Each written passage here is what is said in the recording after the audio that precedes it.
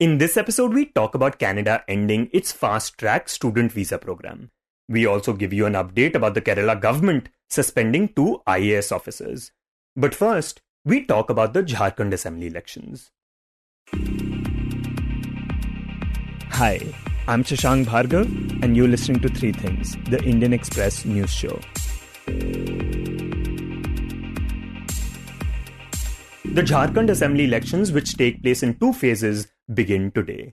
And the Indian Express's Abhishek Angad, who reports on the state for the paper, tells us that the overarching narrative in these polls does not really align with the realities on the ground. So the BJP is going after Bangladeshi infiltration, in which they are saying that the land is being grabbed by the infiltrators and they are marrying tribal women and there's a demographic change. Although some data suggests that there has been a shift in terms of the percentage share of the tribal population, but there has to be a scientific study to ascertain that. So on ground, there are not many takers of this narrative, but theoretically, BJP has gained some ground on this particular issue. On the other hand, Jharkhand Mukti Morcha-led alliance is seeking a second term, and Hemant Soren is predominantly saying that, look, you gave us 5 years, but the first 2 years engulfed in the fighting COVID-19 pandemic. And so I need more 5 years to create jobs and do many things for tribal and Mulvasis and other population of the state. So this is an election where BJP has sort of brought all top leaders in the state, and it's also a test of Himanta Biswa Sarma's, who is Assam Chief Minister's and Jharkhand election in charge, or it's test of his skills of execution and how his strategies, whether or not it would work in BJP's favor or not. And on the other side is the test that how popular Hemant Soren is and how he's able to tell the people to give him one more term. Right, and we'll talk about BJP's infiltration narrative, but first let's focus on Hemant Soren. He, like you mentioned, is the incumbent chief minister and of course the leader of the Jharkhand Mukti Morcha, one of the leading parties in the state, which is an alliance with the India bloc. Now, Soren, he became the chief minister in 2019, and back in January this year, he was arrested by the Enforcement Directorate in an alleged money laundering case. Now, when he was in jail, Champai Soren became the chief minister, but Soren took his position back when he got bail after 5 months of being in prison. So tell us about the kind of position that Soren finds himself in now. So, there's this sort of emergence of a leader which predominantly happened because he was pushed to the wall. If I look at it in a different manner, let's say there would have been no jail term for Hemant Soren, or the opposition would not have latched on to Hemant Soren, I don't think that he would have become a this popular leader. So his popularity, the rise of his popularity is also goes to the BJP, because the way he was pushed to the wall, in a sense that first he was called for questioning in different ED cases, and then finally he was arrested on January 31st based on an allegation where there is seemingly no money trail involved, but it seems like a case of corruption, but there is no money trail involved. And then he goes to the jail and handing it over his position, his CM, to Champai Soren. But that actually proved to be his Achilles heel, because when he came back after the jail term, Champai Soren had the taste of power and he did not want it to give it back that easily. And there was initially little reluctance and to give back. And he also broke down in a meeting and told his Congress counterparts that how he was humiliated in the last 4-5 days after Hemant Soren was released from jail. Finally, that led to him again resigning from the post of the CM, and now he is in the BJP, and the BJP is counting on his leadership abilities to win seat in the Kolhan region, which has 14 seats in Jharkhand Assembly, and BJP did not win a single seat in that particular region in the last assembly election. So this particular region holds the key for BJP especially, because if they win at even 2 seats, so that will be gaining some ground in the Kolhan region. Okay, so you have a situation where the incumbent chief minister, he is being seen as a hero after he was put in jail, but at the same time, one of the top leaders from his party has now defected to the BJP, and the BJP is obviously relying on him to gain ground in the state. But you say that the other thing the Saffron Party is relying on is this pitch that people from Bangladesh, illegal immigrants basically, have been entering the state. And this is despite the fact that the state does not even share a border with Bangladesh. Talk about exactly what the party has been saying in this regard. All right. So this entire narrative is not new. For the first 4.5 years, BJP was trying to tell in bits and pieces and some across different districts that Bangladeshi infiltration has increased or is going on in near Santhal Pargana. Santhal Pargana is another division which has 18 seats, and this will go for polls on November 20. But it was after the arrival of Himanta Biswa Sharma as Jharkhand election in charge in June 2024 that sort of became a mainstream political pitch of the BJP. Jharkhand में क्या हो रहा है, ये घुसपैठियों को vote का तुष्टीकरण के लिए आज बुलाया जाता है। पूरा झारखंड में घुसपैठी ढुक चुका है और ये झारखंड में जो सरकार चलता है, हेमंत सोरेन का सरकार, बन्ना गुप्ता का सरकार, ये लोग घुसपैठियों को हटाने का नाम नहीं बोलते हैं। लेकिन BJP is saying that the infiltration narrative is not a narrative, it's a reality. The infiltration is happening and that the infiltrators are marrying tribal women and that it is leading to land grab and the demography is changing. For instance, in 1951 census, from X percentage, the tribal population decreased to Y percentage as of now. This is what the BJP is saying. Now, JMM-led Congress is not countering the BJP narrative on facts. Whether it's by design or whether they have done it very callously, that is not very sure. But they're not countering them on facts. So the facts are that yes, from the percentage terms, if you will see, the population of tribal have decreased, but the decrease is as compared to the percentage of X, percentage of the entire population. Right, and the experts you spoke to say that there needs to be a scientific study in this regard. And in fact, this matter is also being looked at by the High Court, and the Ministry of Home Affairs had even submitted an affidavit in this regard. Can you talk about what this affidavit had said?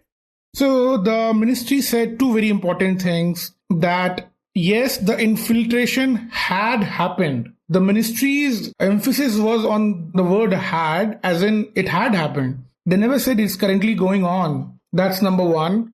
Number two is apparently they were given a list of all the cases where the land grab has happened. So then they also found that links to land-related cases of Bangladeshi immigrants have not been established so far. And the number three is they are also emphasizing that how, if at all you need to find out if there's a demographic change, you need to look into the birth rate, death rate, the conversions that happen. Here the conversion means from the tribal to tribal Christians, which happened in the large part of Jharkhand.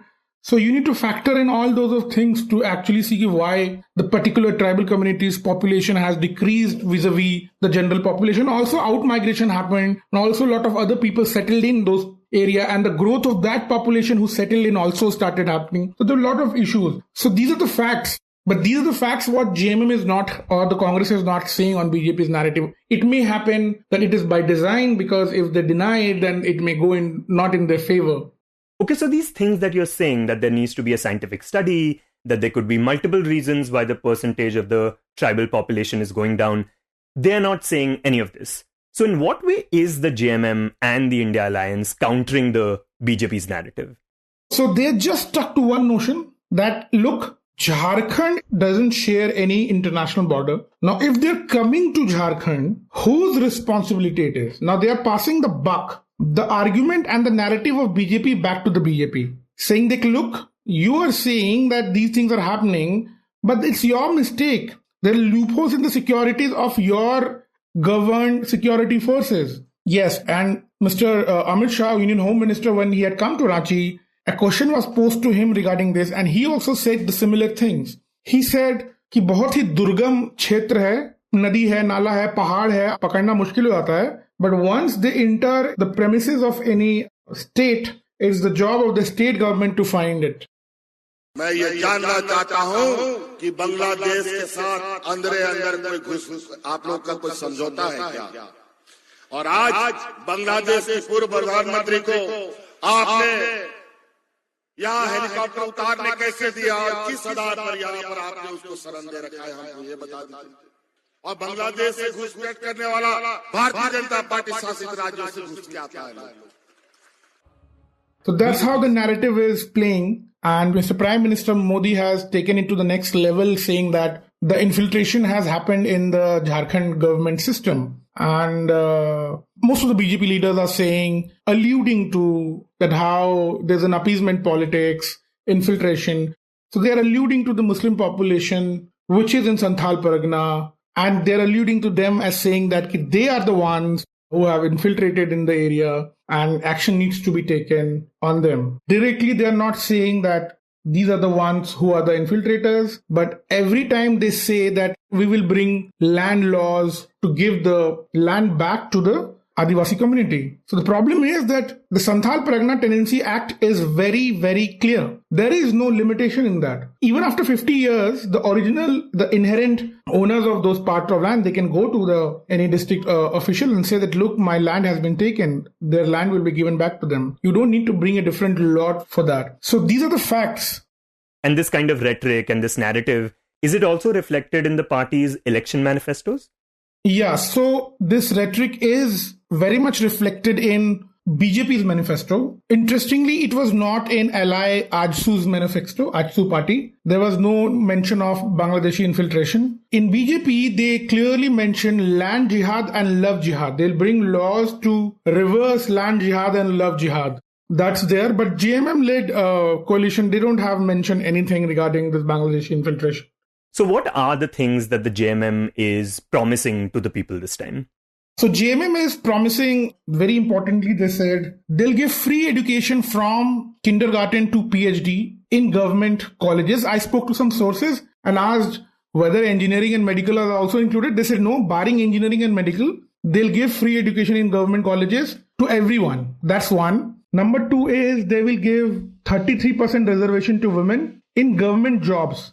And they also said in Chief Minister's Employment Generation Program, where they give out loans to 50 lakhs to people, priority will be given to women and they'll make sure that 33% of the entire quantum of loan will be given to women. That's number two. Number three is they're saying that the farmers will get agricultural loan at 0%. Basically, there will be no interest. And they have also promised the number of jobs that they will create. But there's this big question mark on this promise, the jobs promise, because Hemant Soren promised that 5 lakhs jobs will be created last election, but it wasn't. It is like around 40 or 50,000 government jobs only and around 1.64 lakhs private jobs. So he has not been able to do that. And Hemant Soren says that it's because the crucial 2 years of the government was taken away by the COVID and they couldn't do that. But what Hemant Soren is not saying is also because since 2021 mid and the beginning of 2022, he's been involved in just saving his government because there have been multiple cases. There have been cases of enforcement directed money laundering in Sahibganj, and his trusted aide Pankaj Mishra was arrested and recently is out on bail. And then after that, Hemant Soren himself was arrested in a money laundering case. So there was a bit of a hit on the governance angle. So Hemant Soren is not saying this, but this is the reality. Okay, and just to talk about the demographics of the state, we know that 26 to about 30% of the population is from the tribal community, a majority of whom seem to be inclined towards the JMM. 14% and 4% are Muslims and Christians, which have also voted for the JMM in the past. But the BJP, however, is hoping that apart from the tribal community, it also gets votes from the OBC population, which is around 40% in the state. But when we're talking about this infiltration pitch of the BJP, is it finding any resonance on the ground? And also, what are the things that are working in the favor of Hemant Soren this time? So, in the ground, infiltration is barring Santhal Pargana and that too in 3-4 seats. This is not a narrative in the ground. Basically, what the good points of Hemant Soren has been is 3 or 4 welfare schemes. Number one has been the pension, sort of universalize the pension for people above 60 or widow or the disabled or the specially able community. So overall, this universalization of pension has made some goodwill. The newly launched Maiya Samman Yojana, where Hemant Soren-led government will give 1,000 rupees to women between 18 to 50, has also gained a lot of traction. And then what he also did was sort of waive the electricity bill of around 40 lakh families to the tune of 3,500 crores. Now, this is more popular than the last two because there are a lot of people in the rural areas. They did not have the electricity because somehow they were charged 15,000 rupees or 20,000 rupees. Either it was particularly due on them or not. That's yet to be ascertained. But they usually say कि हमने उतना किया ही नहीं था तो पता नहीं कैसे इतना बिल आ गया हम लोगों का तो हमारा बिजली काट दिया. Hemant Soren waived all of that. This has got some traction in a lot of areas. So this is the goodwill of GMM. What is not working for the GMM on ground is the jobs. Jobs is a major problem for a lot of people here. There's a lot of distress migration that is happening, especially youth who want the competitive examinations to be conducted in a free and fair manner. It met with a lot of problems because there was allegations of question paper leaks and then there was an inquiry committee set up. And Jharkhand Public Service Commission has particularly been very, very late in terms of recruiting people for different posts and also mired in a lot of controversy in terms of paper leaks since beginning. Although Hemant Soren tried very hard to do it in a clean manner, but execution was not very proper.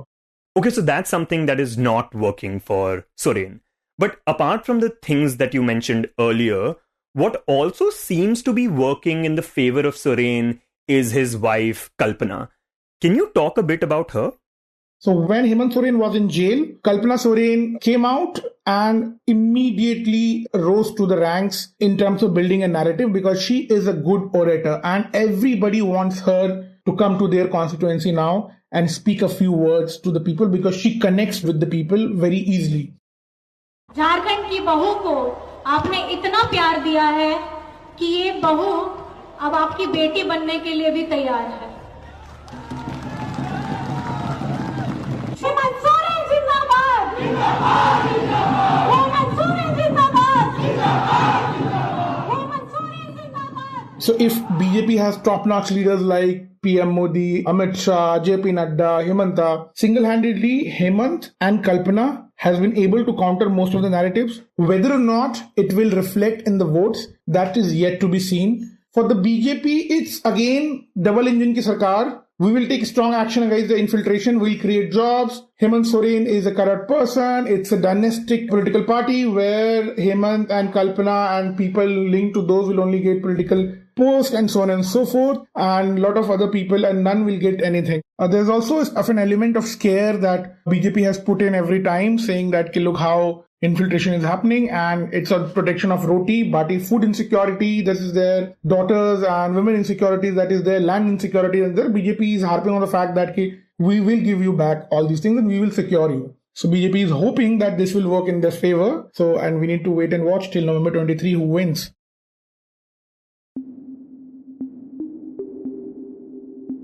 And next we talk about Canada. At a time when the diplomatic ties between India and Canada are strained, the North American country last week ended its popular fast-track student visa program. The move has raised concerns among Indian students who were hoping to benefit from it. However, immigration experts suggest that the regular visa route still offers ample opportunities for approval. In this segment, my colleague Ichha Sharma speaks to the Indian Express's Divya Anand about this issue. So Divya, to understand this matter clearly, could you tell us what is the student direct stream program that Canada ended and how is it different from the regular student permit? See, the student direct stream program, it was launched just 6 years ago in 2018 and it was specific to 14 countries, including India. The idea was to provide faster processing for eligible post-secondary students. It had a shorter processing time. It required a lot of pre-approvals. But once you had everything in place, then your actual processing time would just be as little as maybe 20 working days, as opposed to the regular program, which required like long back and forth and maybe like 6 to 8 weeks of processing time. So it was like a short, direct way for eligible applicants. Right. And how beneficial would you say this was for Indian students? And what was their approval rate like compared to the others? This had become very popular ever since it was launched in 2018. In fact, it is going to affect Indian students in a big way because it was terminated suddenly within a day's time last week by the Justin Trudeau government. So according to the estimates, official estimates that we have, as much as 65% of the 4 lakh Indian students who sought to study in Canada last year in 23, they had applied under the SDS program. In fact, under this program, the approval rate was for Indian students was consistently quite high, even breaching 70% in 2023. I would say in contrast, those applying through the regular route had approval rates as low as sometimes even 10%. So it had certain mandated prerequisites, like you have to pay a 1-year tuition fee in advance, you have to show your financials, it is for specific courses in specific universities approved by the government. So there were like a fixed criteria, and if you fit the criteria, then processing was not going to take any time. But however, in the normal route, which is beyond the SDS, you apply in a regular way, you have back and forth, you can apply in more universities, you need less financials. So that was the difference. Right, and now that this program has been terminated, what route would Indian students be using to apply for a student permit? And will that route be more difficult? See, announcing the end of the program on Friday, Canada's Immigration Department, which is Immigration, Refugees and Citizenship Canada, IRCC as it's called, they said that Canada's goal is to strengthen program integrity, address student vulnerability, and give all students fair and equal access to the application process. Because as we know, the SDS was only meant for students from 14 countries, including India. So now it's like a fair play for everyone.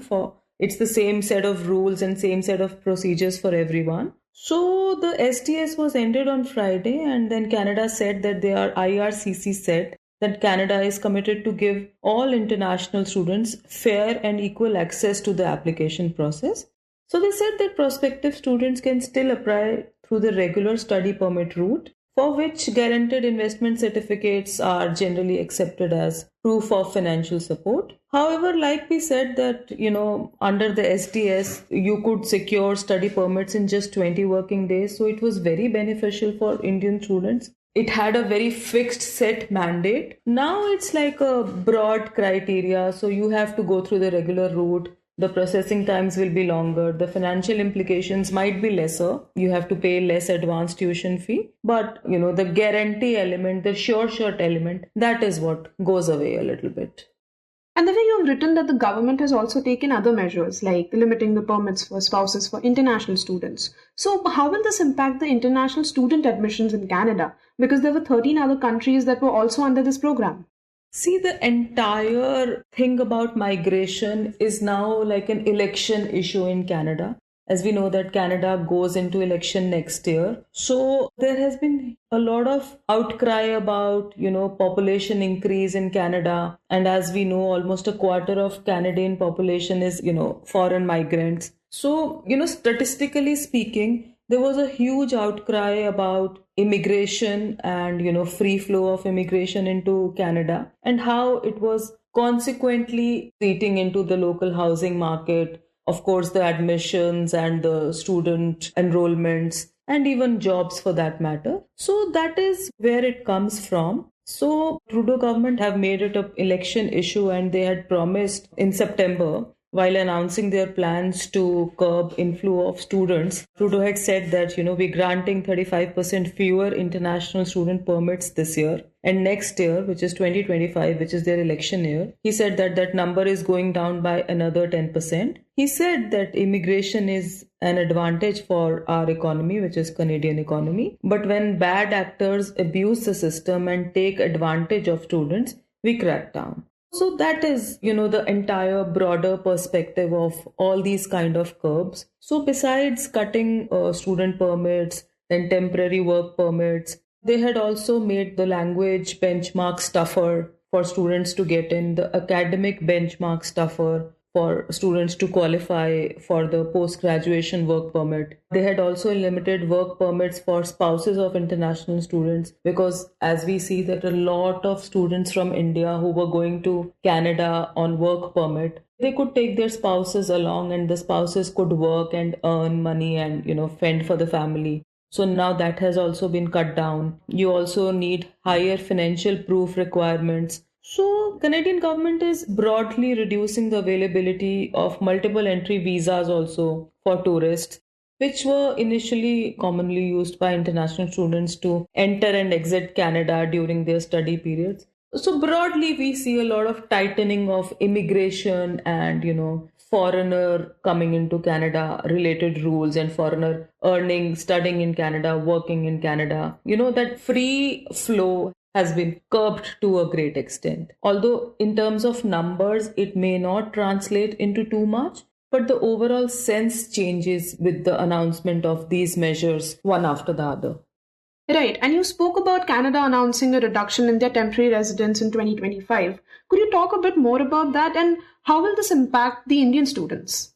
See, Indian students, notable point that Indian students are the largest group of international students in Canada over the years. Last year it was 4.27 lakh. That is the staggering number of Indian students studying in Canada. So obviously anything which reduces or which affects the entry of foreign international students in Canada affects Indian population the most. And we see a lot of prospective Indian students from several states making a beeline for Canadian student permits. So that is going to be affected. The overall sense will change. And Canada has also introduced a cap on the number of study visas that it will issue annually. This cap is not very bad. It is quite generous. It says that they aim to grant study visas to around 305,000 international students annually until 2027. But obviously, when Indian students are already 4.27 lakh, so you can see that, 1/3 of them will be affected. So gradually, I think Indians going to Canada will come down. Indian students signing up to study in Canada will come down.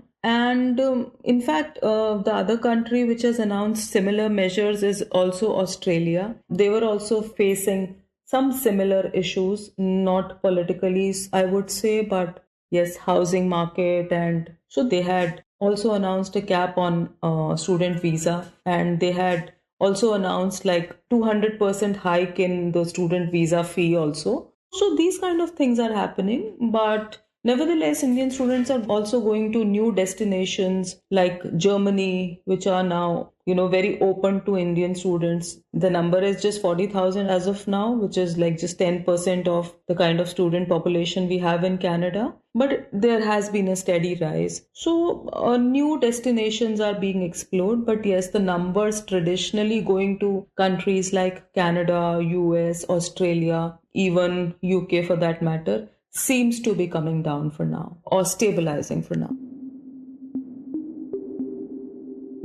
And in the end, we talk about two IAS officers. The Kerala government has now suspended two IAS officers who have been at the center of two recent controversies. First, the Kerala Industries and Commerce Director K. Gopalakrishnan has been under the spotlight following the formation of a WhatsApp group called Mallu Hindu Officers. According to a report by the Indian Express's Shaju Philip, the group was formed in October and it had added senior IAS officers who were Hindu as its members. It was deleted within hours of its creation as several officials flagged the impropriety of such a group. Days later, Gopalakrishnan filed a police complaint claiming that the group was created after his phone was hacked and that several other groups, including one called Mallu Muslim Officers, had also been created. However, the order suspending Gopalakrishnan said that a police investigation revealed that there was no evidence indicating that the device was hacked. It also said that repeated factory reset of the mobile phone was done by the officer himself before submitting his phones for forensic examination. According to the order, the government is of the view that the WhatsApp group was intended to foment division, sow disunity, and break the solidarity within the cadres of the All India services in the state. Now, the other officer who has been suspended is the Agriculture Department Special Secretary N. Prasant, who caused a stir over the last 3 days after taking to social media and making multiple posts against another IAS officer, who he called a special reporter for a Malayalam daily that had published a report that Prasant took objection to. Prasant's suspension order said his comments amount to grave indiscipline and that such remarks undermine the public image of the administrative machinery in the state. The order also said that the remarks prima facie also have the potential of creating divisiveness and disaffection in the Indian administrative service. You were listening to 3 Things by the Indian Express. Today's show was edited and mixed by Suresh Pawar and produced by Ichha Sharma and me, Shashank Bhargava. If you like the show, then do subscribe to us wherever you get your podcasts. You can also recommend the show to someone you think will like it, share it with a friend or someone in your family. It's the best way for people to get to know about us. You can also tweet us at Express Audio and write to us at podcast@indianexpress.com.